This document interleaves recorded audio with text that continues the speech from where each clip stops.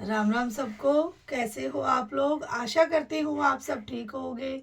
निधि channel में आप सबका स्वागत है। आज आपको मैं एकादशी के बारे में जानकारी देना चाहती हूँ, जो कि उत्पन्ना एकादशी अब आने वाली है और लोग इस दिन उद्यापन वगैरह भी करते हैं और इस दिन के व्रत का बहुत ज़्यादा महत्व है। तो चलो जानकारी प्रारंभ करते हैं। हरे कृष्णा। हिंदू धर्म में उत्पन्न एकादशी का अत्यंत महत्व है। पौराणिक कथाओं के अनुसार इस दिन भगवान विष्णु के अंश का प्रकाट्य हुआ, जिन्हें एकादशी का नाम दिया गया।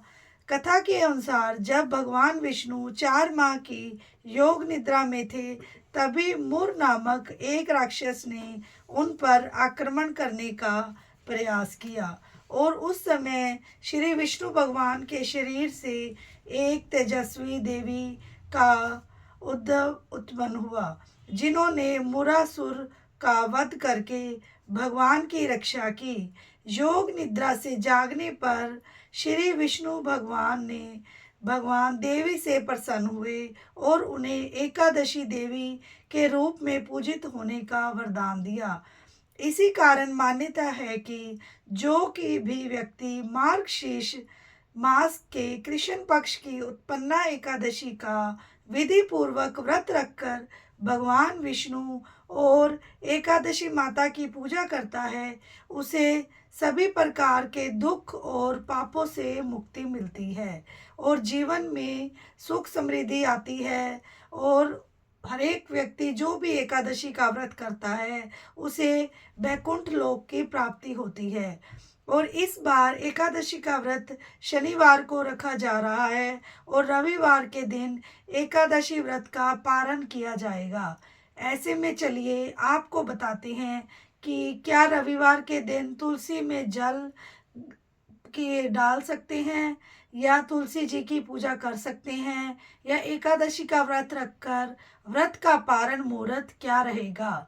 और क्योंकि व्रत पारण मुहूर्त के दिन सुबह के समय हरिवासर भी रहेगा और मान्यताओं के अनुसार हरिवासर के समय व्रत नहीं खोला जाता।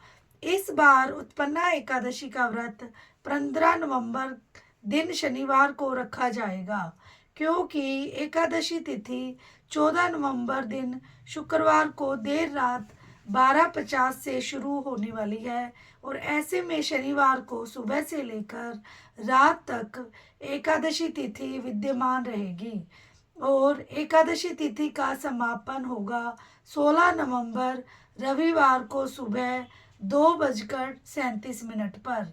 इसके बाद में द्वादशी तिथि प्रारंभ होगी, तो दशमी तिथि के नियमों का पालन आपको शुक्रवार को करना है।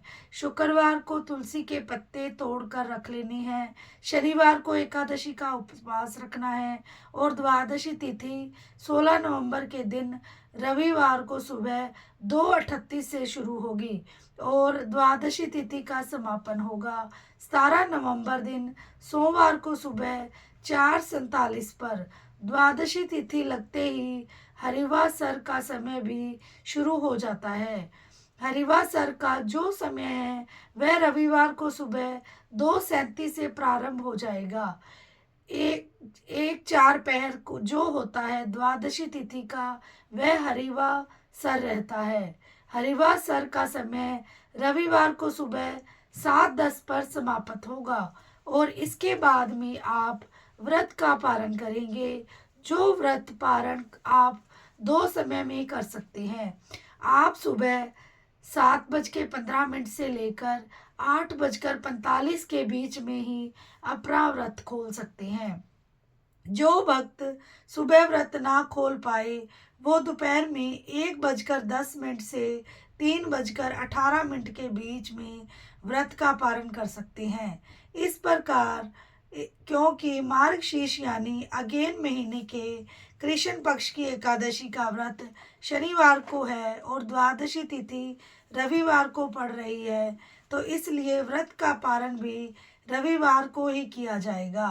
आप लोगों में सबसे बड़ा भ्रम यही हो रहा है कि रविवार के दिन तुलसी जी को जल नहीं चढ़ाते और एकादशी के दिन भी तुलसी जी को जल नहीं चढ़ाते, तो फिर इस बार व्रत खोलते समय तुलसी जी को जल चढ़ाने से कोई दोष लगेगा या नहीं?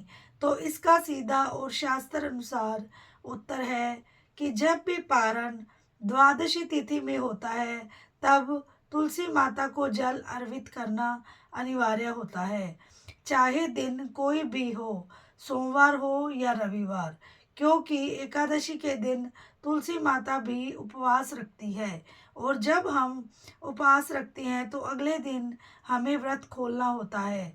उसी प्रकार से तुलसी माता भी जल ग्रहण करके उपवास खोलती है और धर्मशास्त्र का यह सिद्धांत है कि तिथि का नियम वार के नियम से भी बड़ा होता है, यानी द्वादशी तिथि का प्रभाव रविवार के नियम पर भारी पड़ता है और इसका प्रमाण पद्म पुराण उत्तराखंड में स्पष्ट लिखा हुआ है।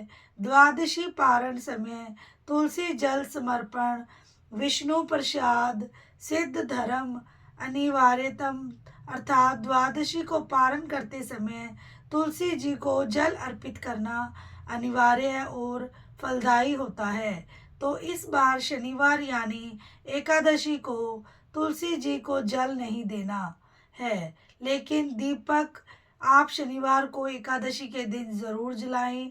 शाम के समय तुलसी माता के समक्ष दीपक जलाएं और तुलसी जी को शनिवार के दिन भोग ना लगाएं, क्योंकि तुलसी माता का उस दिन उपवास है और रविवार यानी द्वादशी तिथि के दिन व्रत खोलने से पहले आपको तुलसी माता को जल देना है, जो कि शास्त्र समस्त है।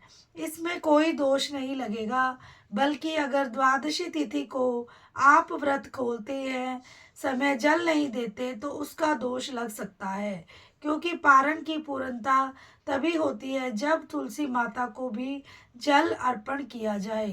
प्रार्थना इस बार अवश्य कहें कि हे तुलसी माता, हे श्री हरि की अनन्य प्रिय, हे हरि वल्लभा, यदि एकादशी व्रत में मुझे भावना विधि समय में कोई भी त्रुटि भूल या चूक हो गई हो तो कृपा करके मुझे क्षमा करें और मैं द्वादशी पारण के इस पावन समय में श्री हरि को प्रसन्न करने के लिए आपको यह जल अर्पित कर रही हूँ। तुलसी माता आप पर प्रसन्न हो, श्री हरि प्रसन्न हो और हमारे जीवन में सुख शांति भक्ति समृद्धि बढ़े। और फिर भी अगर रविवार के दिन जो लोग तुलसी जी में जल नहीं चढ़ाते, उनकी अपनी श्रद्धा है, वो जल ना चढ़ाएं। ये थी आज का जानकारी और आशा करती हूँ आपको मेरी जानकारी पसंद आई होगी और आपको जानकारी अच्छी लगी तो एक शेयर ज़रूर करें और वीडियो को लाइक और चैनल को सब्सक्राइब ज़रूर करें।